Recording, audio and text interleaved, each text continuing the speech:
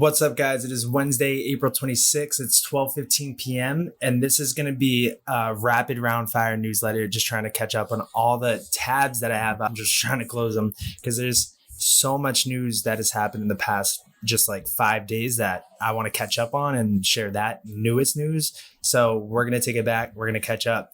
And then, I'm just going to fire them off. And then I'm going to do another newsletter today, catching up on all the new stuff.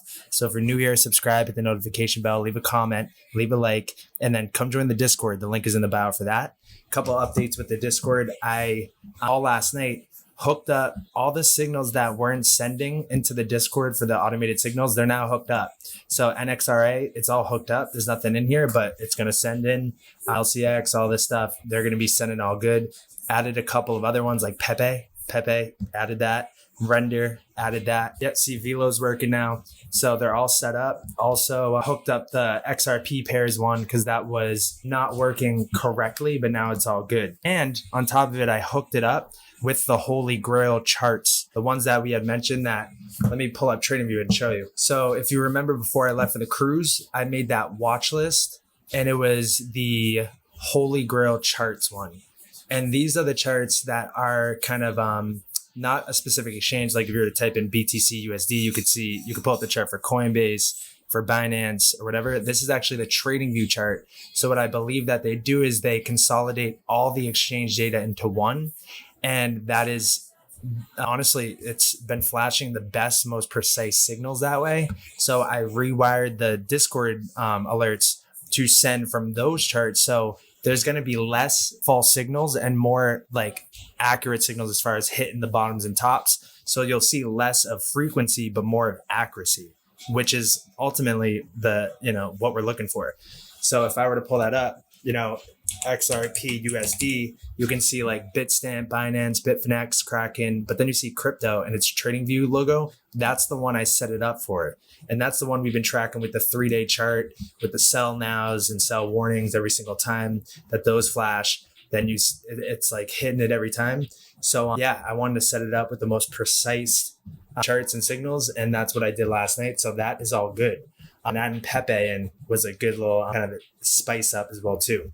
So let's just go straight into the rapid fire because he had brought up polymath, I feel like weeks or months back. I decided to pick some up like a week or 2 weeks ago because this is huge. If you get like a 3,000 polyX of a token, you can launch a compliant security token. So this is going to be huge. I mean, trillions in securities. Polymath seems like they're bridging the gap. So I wanted to scoop a little up. So polymath, look into that one. It could be a big one. And they've been around for a while as well too. So then we have top gainers. I mean, we called out, oh my God, I didn't even see that renders up in the past 24 hours, 35%. We actually crushed this trade in the Discord. Let me pull it up. It was around April 17th. So it's been like 10 days.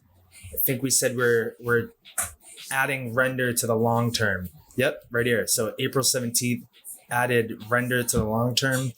That was at 1:47 a.m. So let's see where the price was at that time. Crushed this trade. Absolutely crushed it. April 17th, it was at around like $2. And right now it's up about 20% so far.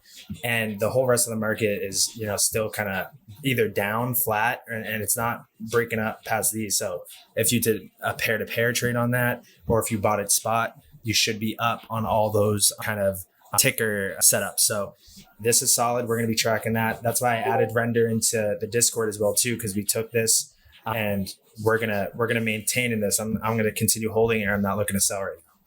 Then Space ID. Space ID is another project that I was looking at for a while now.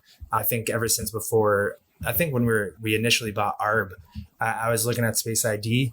That's one that is like a place for digital identities, and that's going to be big as well too. And it's building a one-stop hub for all different kind of Web3 domains. So this is on the radar, not yet taking a stab at it, but maybe we'll pull up the chart real quick and see what it's looking like. I think we're going to have to take a stab. Look at this. So we're seeing the volume grow. We're seeing 220 million market cap, which is still small.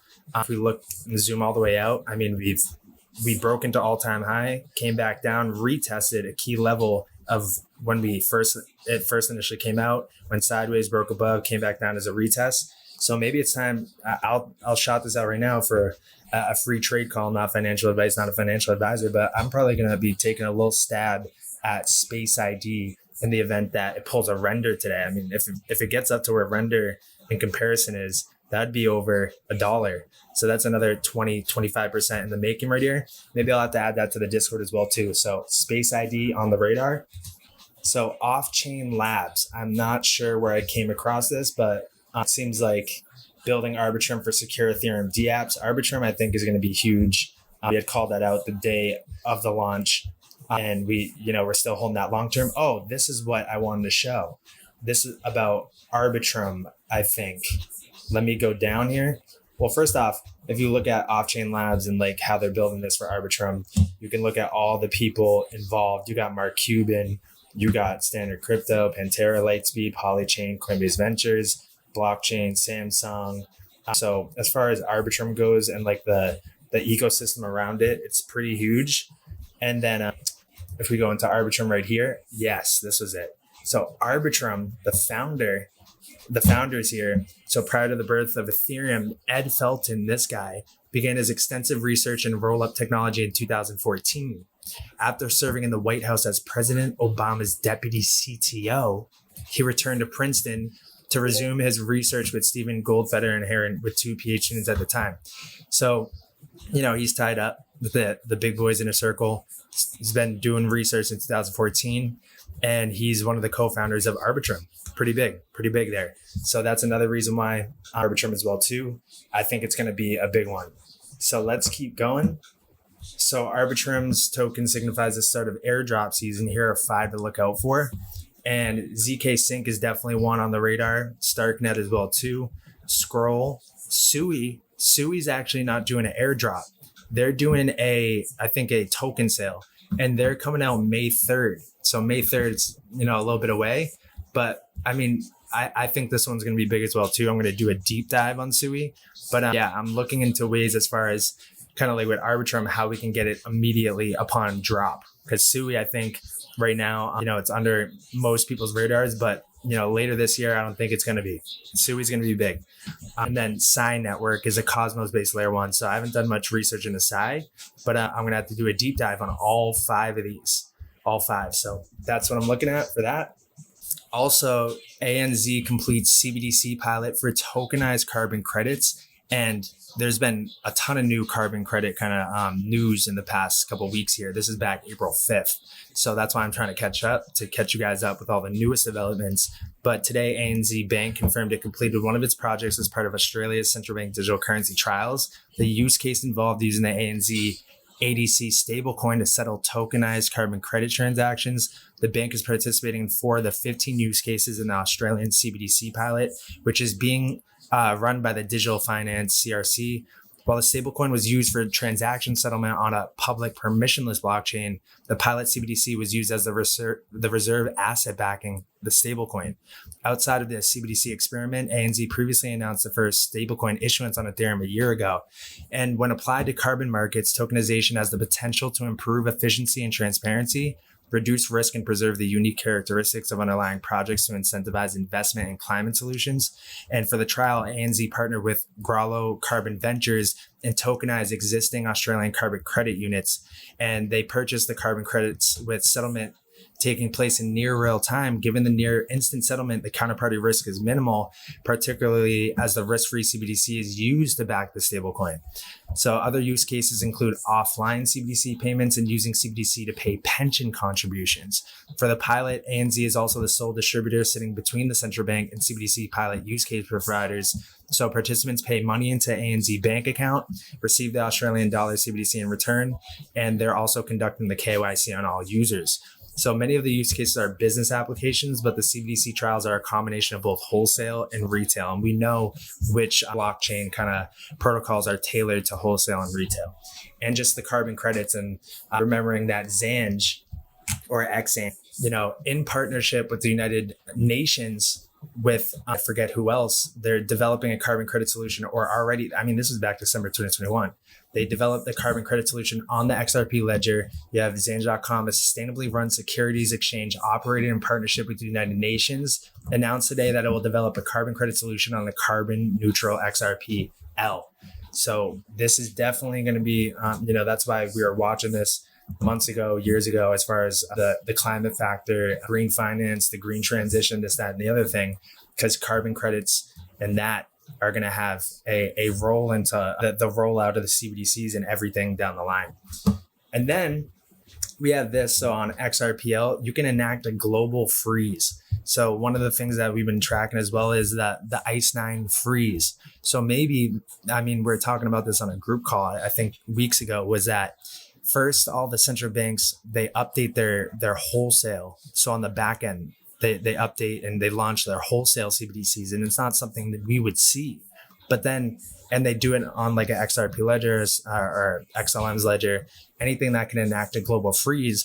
And then, so on the back end, it's a new wholesale CBDC. All this is set up. And then that's how they'd be able to do the ICE9 freeze and then roll out the retail CBDCs.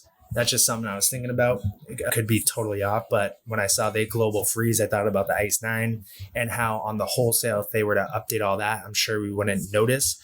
But to roll out a retail CBDC, it's kind of right in your face. So that's kind of my speculation on that, and if that's going to be the case. Then we have the BRICS digital new unit of account. So this is kind of gearing up. I think the next conference is in like August for the BRICS nations, their annual conference. And I wouldn't be surprised if they start to unveil what this is going to be all about.